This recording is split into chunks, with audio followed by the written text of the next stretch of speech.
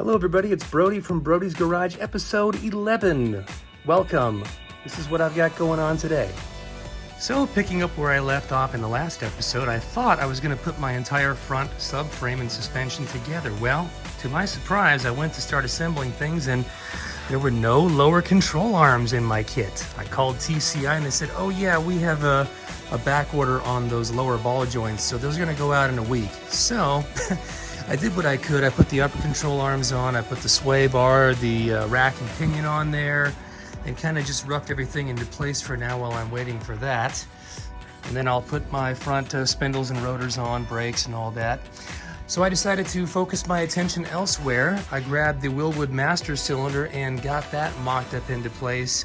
However, because I don't have the factory brake assembly, it doesn't have the extra reinforcement under the dash. And also, I couldn't find an aftermarket brake pedal. I found aftermarket gas pedal and emergency brake pedals from Locar, but nothing for the brake pedal. So I ended up getting a universal Wilwood brake pedal. I figured, well, at least it'll work with their master cylinder.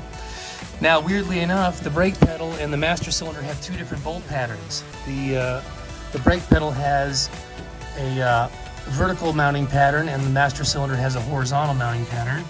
So they sell an adapter plate that goes in between the two. I got that mocked up. However, you'll notice that there is quite a bit of flexibility here because it's really only using the sheet metal of the firewall to hold it on there. So as you can see there's quite a bit of flex there. I'm gonna have to probably fabricate a thicker piece of metal and weld it in there as a reinforcement plate for this, or possibly even go under the dash and reinforce the brake pedal itself.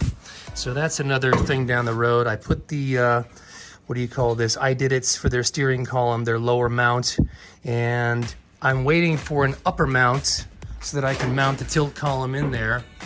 Now, Flaming River and I Did It both make an aluminum bracket that goes up in here. However, once again, without the factory brake pedal assembly in there, I'm not exactly sure how that's going to fit in there, but I think I can find one that spans these two bolts here, and it's got a chunk of metal, aluminum that comes down, and then it holds it clamps basically, a two-piece clamp to hold in the tilt column. So there's that. So it just occurred to me, this brake pedal is not going to work. It's going right in front of where my tilt column needs to go down through the firewall. So I'll have to take that back out and see if I can find a stock pedal. Now, moving back to the rear wheels, I decided maybe the easiest thing to try to sort of compensate for my wheel offset would be to get a couple of spacers. So I took some measurements and it seems that I can come out at least an inch further towards the outside of the car, and really I could probably even go further if I rolled this lip underneath the fender well. But for now I got a 1-inch spacer and I just got them, and then of course I realized, well, guess what? The Wilwood brakes come with 1/2-inch thread studs, and the adapter comes with 12mm studs. Now, to make this work, I got to do a couple things. I've got to go down and get some 12mm lug nuts to go on the outside of here where the wheel bolts on, and then where the spacer bolts on to the rotor, I've got to get 1/2-inch lugs.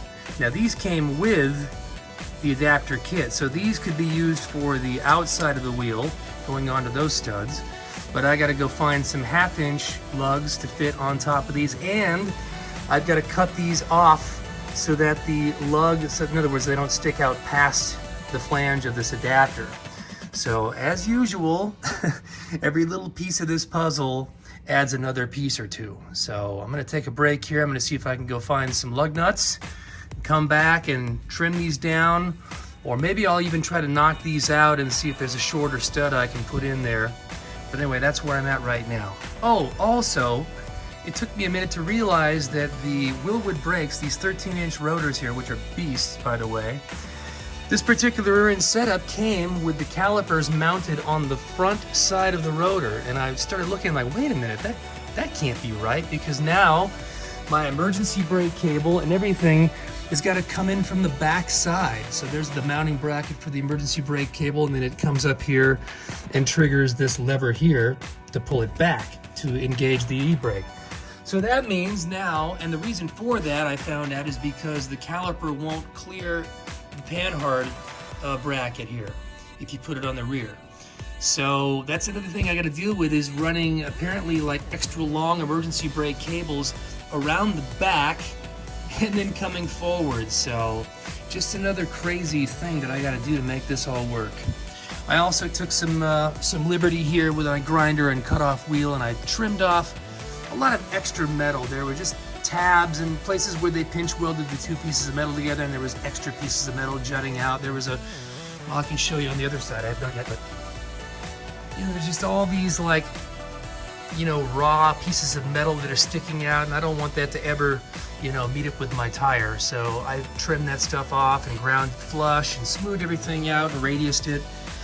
Also, with the TCI cross member for their coilover shocks, this was intended to work with apparently a stock wheel tub. And because I've got the wider tubs, what happens is you've got to cut out this or notch this frame rail for extra clearance. I don't know if you can see that, but this is all, sort of boxed in and narrowed. Now, in doing so, the TCI kit comes with a second bracket like this that's meant to go flush with the end of this tubing here, and it's supposed to go like this and mount up to what would have been the original frame rail. But because we don't have that, this outside bracket is pretty much useless, and I'm actually just going to cut this off flush with the bracket. And then what I'm going to do to reinforce this, because I don't like the fact that it's just bolted in there with 3 little bolts, I'm going to go ahead and weld these brackets alongside the frame rail back this way and up the other side to strengthen that up.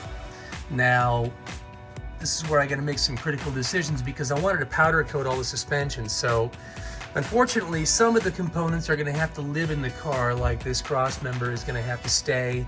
And so what I'll do is I will take everything that unbolts, like the panhard bracket, the rear end, of course, the link bars, the subframe connectors. I'm thinking I'm going to weld those in as well, because what I don't care for on these TCI subframe connectors is the fact that they bolt here to the leaf spring perches, and they bolt in up front to the frame rails here, which seems pretty sturdy and all, but then it's just this long piece of tubing that just sort of is able to twist and contort with the torque of the car.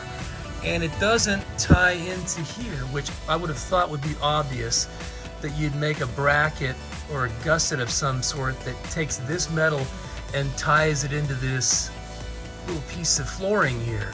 So that's what I'm going to do. I'm going to fabricate some metal brackets to go up here, and I'm going to weld this all in, and that means that my subframe connectors and that shock cross member back there are going to be basically tied to the bottom end of the car. And I'm going to use Raptor bed liner on the whole bottom side of this. So once all my welding stuff is in, and I've also got to weld in tabs for the fuel lines, brake lines. I've got to run 2 water hoses from the back of the trunk, because I've got an air-to-water intercooler up front from TIC Performance, and I've got an ice tank in the back. So I'm going to have to run two water lines for that as well. So everything that can be unbolted, I will powder coat. Everything that stays in the car and gets welded in will be Raptor bed liner coated.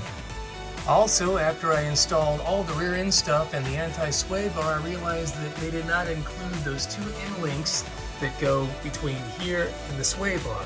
So those are being sent with my front lower control arms, and I got as far as I could with it. You can also see better now that these bars are installed why we had to notch this out in clearance, this flange here for the leaf spring hanger, because this was like this. It stuck out quite a bit further, which would have rubbed against this. And also, you'll see where I ground down and removed the what they call jack plates. I guess that's what they call them. The original frame rails had these little brackets that were welded onto here, and they hung down too far, so that would have inhibited the travel of this bar up and down. So anyway, I'm going to fill out these holes and smooth all that out. And also, I made an executive decision to go ahead and cut out my trunk hinges and their brackets, because a couple of reasons. The driver's side hinge, when I got the car, the trunk lid was not even bolted onto the hinge, and I figured out why later, because the trunk lid would not close with this bolted to it. Unless you stuck a gigantic shim back here, the entire deck lid was getting sandwiched and crunched down so it wouldn't even close properly. Secondly, the way this bracket was welded on inside the car, it was not straight up and down like this. I don't know, because of the wider wheel tub, the whole thing was kind of kicked out like this. So, and the other reason I decided to take these off is because I'm going to go ahead and do the Eddie Motorsports billet aluminum trunk hinges. So I figured, you know what, between what I didn't like about the geometry and the fact that I need to grind these pins out and remove them to put the billet hinges in, I decided, you know what, I'm going to take the whole thing out. I don't need all this stuff here for the torsion rods anymore, and I don't need this bracket, which was actually still rubbing against the wheel tub. So you know what, I'm just going to start from scratch. I'll get brand new hinges. I'm going to mount the deck lid on the car and get it fitting as good as I can, which, by the way, that whole shape right there is a little off. You can see that it's bent and bowed. So I'm going to work on the metal. I'm going to get it sitting on the car the way I think it will. I'll probably tape it in place just to kind of hold it there. And then I'm going to get inside the car with the new hinges and take some measurements and just try to fabricate my own brackets for the hinges. Well, that was a lot of work and about a $30 experiment. I ended up grinding down the studs and the lug nuts to get them inside of the adapter so that the wheel would mount flush with the adapter. That took a bit of trial and error. I did get the wheel mounted. However, I had to loosen up the shock down here. I had to remove this bolt from the shock so that the wheel would drop, or the axle would drop down in relation to the body. Actually, I had to jack the body up away from the rear axle so that I could get the wheel up underneath the wheel well to get it in place. But I did get it. It is bolted on with a couple of bolts just to kind of temporarily hold it. I think that I like the new spacing because if you can look here now, I've got about 3/8 gap all the way around my tire. It's a little tighter here, maybe a 1/4 inch, but honestly, if I really wanted to, I could roll this lip under and get even more clearance. But I do like the way the wheel and tire is sitting out closer to the body line now. I think I'm happy. If I can't find, I don't feel like grinding down 8 more lug nuts down to the perfect height. So I think I'm either going to take them down to the machine shop and have them put them on a nice mill and mill them down, or I'm going to keep looking online and see if I can find some shorter, shallower lug nuts. All right, I'm going to wrap up today because we're going to go ice skating now, actually. Kind of seemed like a lot of setbacks, but honestly, to see the wheel fitting the way it is now is a huge step in the right direction. So that's just the way it is. 2 steps back, 1 step forward. I don't know. We'll see how it goes. Also, with the brake pedal, learning that it's sitting dead center right where my tilt column goes. Obviously, that's not going to work, so I got to send that back. I'm going to have to find a probably a used brake pedal assembly from an original car, and I did find some wheel lug nuts from Summit Racing that are shallow enough to fit behind that spacer, so I ordered those. So, you know, when those come in, I'll get the wheels fully bolted on with the brake calipers in place and all that stuff. And I'm going to go ahead and weld in my shock tower brackets and the subframe connectors. And hopefully my TCI front end components arrive sometime next week. I'll get the thing on the ground on 4 wheels, which was my goal last week, but you know, that's how it goes. Anyway, for now, signing off. This is a short episode, but hey, I'll see you on the next one. Take care. And don't forget to subscribe.